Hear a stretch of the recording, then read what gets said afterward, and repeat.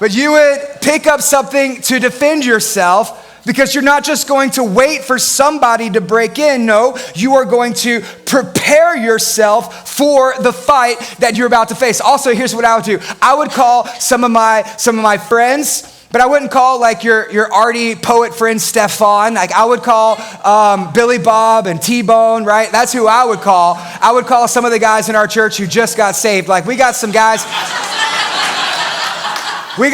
they're saved, but they're like barely saved. You know what I'm talking about? They're from the south side of the kingdom, okay? And I would call them over to my house and we would have a Bible study about the right hand of fellowship upside their head, okay?